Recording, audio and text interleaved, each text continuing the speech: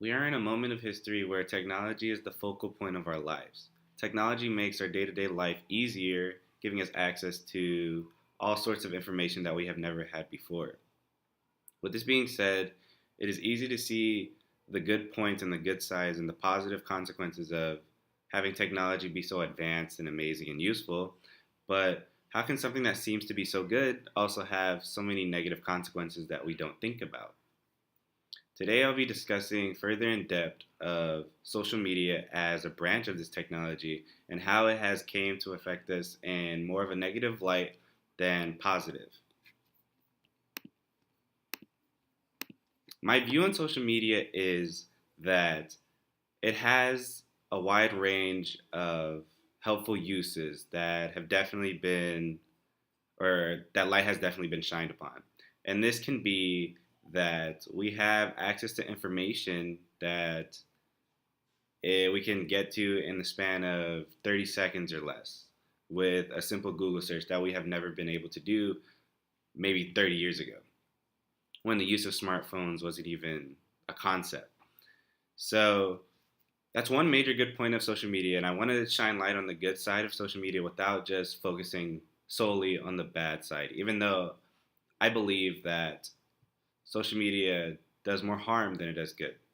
Another good aspect of social media is that it has a global reach and it allows us to communicate with people around the world with little to no effort through the use of video conferences, texting, and sharing information through social media platforms like Twitter, Instagram, YouTube, and even Facebook. Facebook being the major one, the major start of this social media franchise, basically, where it became a big boom and we've seen it blow up ever since.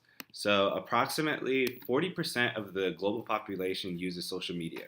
And if you think about that in depth, that is an insane amount because there are approximately 7 billion people on the earth, which means almost half of those people actively use social media on a day to day basis, which means that it's a major part or major component of our lives.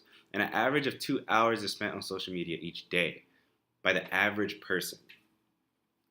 And that is just something to think about when considering statistics and our time spent using technology and not really on human interaction. This is a point in time where we have less real time interaction with people and more interaction with humans online without a face to match the picture necessarily. So moving forward, I would like to get into a personal story about my use of social media and how it has affected me through the prolonged use.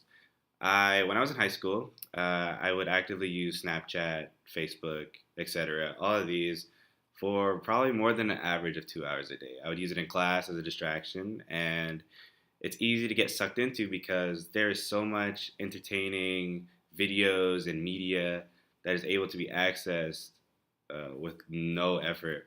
And it's just available in a huge feed, and you're able to scroll through it constantly with just tons of videos being posted every day. And at first, it didn't affect me, or I didn't notice that it affected me. And I would follow friends and add friends through social media, and they'd post about the good and about what's going on in their lives and their vacation trips and just essentially how they're doing.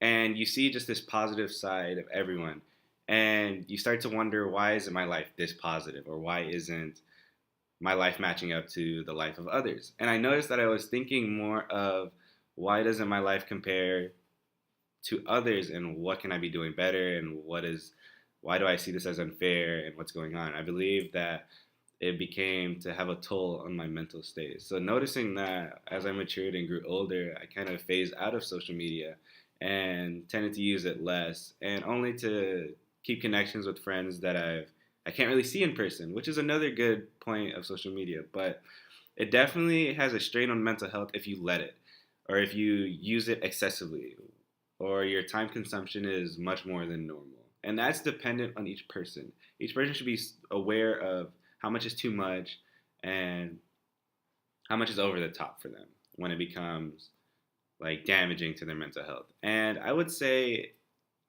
my life without social media, or that amount of use of social media, has been better, significantly better. And I've just focused more on improving my social skills and interactions with people in person, face to face. So the addictiveness, why is it so addictive?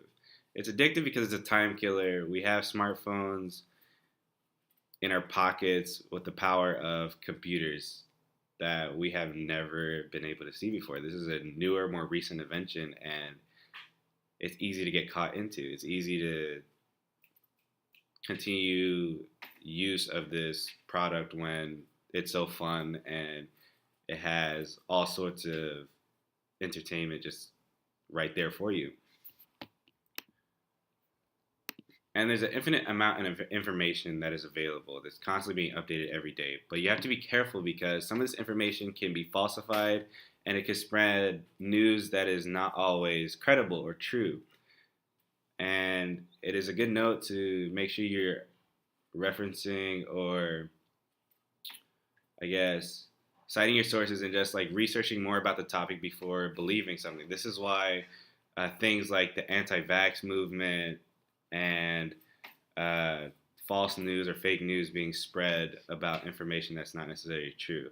And that people can be persuaded and fall into this trap of believing something that's not always true. I will not always say that everything is founded on lies, or spread through social media on lies, but that's not the case. But it's just be wary of what you believe on the internet.